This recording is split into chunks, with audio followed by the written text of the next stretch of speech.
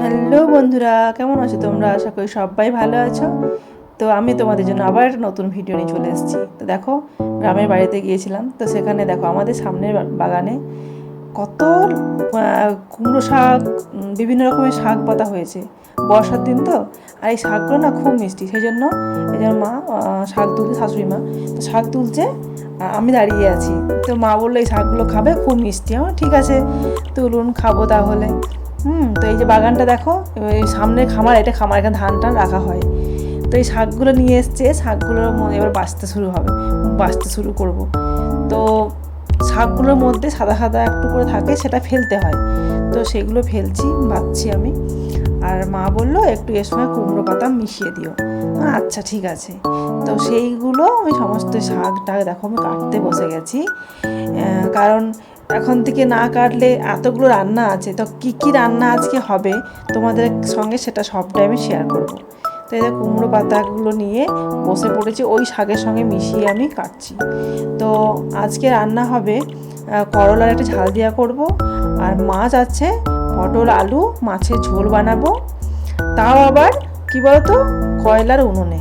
ঠিক আছে, কয়লার উনুনে রান্না হবে। এইতে দেখো মা ভাত বসিয়ে দিয়েছে।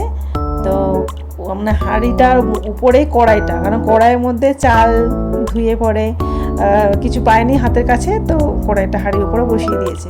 আর এইদিকে দেখো রান্না করতে করতে যে এরা আছে বদমাইশি করছে, কেউ এই সাইকেলে চেপেছে। তো এইদিকে তোমার মাছ ভাজা চলছে, কয়লার উনুনে আঁচ দেখছো একটা আছে, কিন্তু সমস্ত রান্না হবে। তো তোমরা দেখো। তো এই যে মাছগুলো ভাজা হয়ে গেছে, এরপর পটলগুলো ভাজা শুরু হচ্ছে।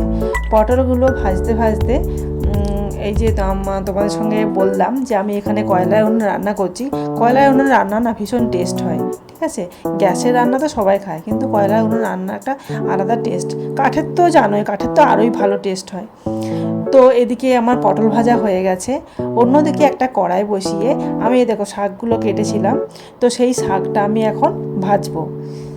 তো কড়াইয়ের মধ্যে প্রথমে আমি ফার্স্ট তেল দিয়ে দিয়েছি।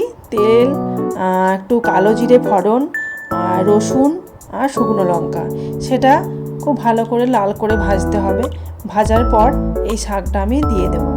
শাকটা দেওয়ার পরে মানে একটু নাড়াচাড়া করতে হবে, তারপর নামিয়ে দিতে হবে। তো শাকটা ভীষণ মিষ্টি খেতে। ঠিক আছে, অন্য একটা কড়াই বসিয়ে নিয়েছি। অন্য একটা কড়াইয়ে আমি পটল আলু মাছের ঝোল বানাবো বলে, তো প্রথমে কড়াইয়ে তেল পাঁচফোড়ন জানো সেটা সবাই দেয়, তো দিয়েছি আমি। তারপর আমি টমেটো দিয়েছি, টমেটো কুচিয়ে দিলাম। তারপর সমস্ত মশলা বাটা, কারণ পেঁয়াজ আদা রসুন লঙ্কা একসঙ্গে বাটা ছিল। তারপর ওটা দিয়েছি পেস্টটা, তারপর জিরে গুঁড়ো, ধনে গুঁড়ো, হলুদ গুঁড়ো, নুন, এই সমস্ত কিছু দিয়ে পরে ভালো করে মশলাটা আমি কষাচ্ছি। হ্যাঁ, কষিয়ে ভালো করে কষাতে হবে, ভালো করে কষিয়ে এই যে আমি একটু জল দিয়ে দেবো।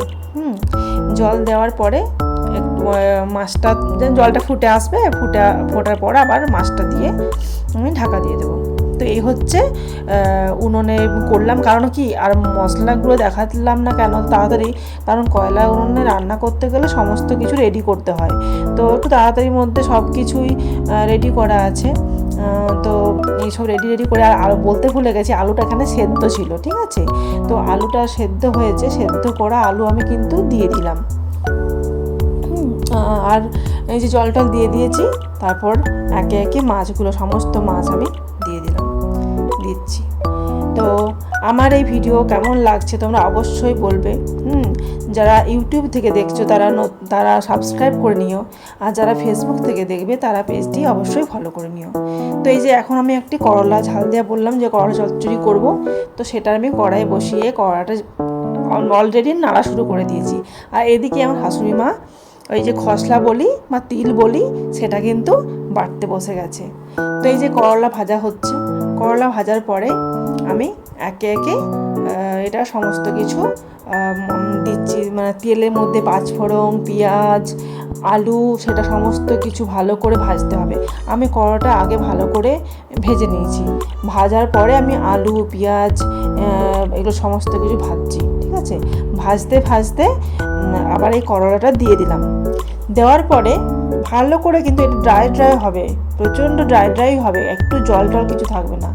নুন দিলাম, একে একে হলুদ দিলাম, তারপরে একটু জিরে গুঁড়ো দেবো, জিরে গুঁড়োও দিয়ে দিয়েছি দেখো, ঠিক আছে। তারপর ভালো করে ভাজতে হবে।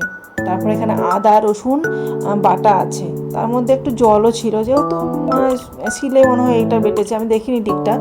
তো ওই জল টল দিয়ে একবার রেখে দিয়েছিল বাটির মধ্যে। তো আদা রসুনের পেস্ট প্লাস জল ছিল একটু, তো সেটা দিয়ে ভালো করে নাড়াচাড়া করলাম। ভালো করে নাড়াচাড়া করার পর দেখো অলরেডি হয়েই এসছে। তারপর আমি নামানোর সময় এই যে পোস্ত ছড়িয়ে দিলাম, পোস্ত ছড়িয়ে নামিয়ে দিয়েছি।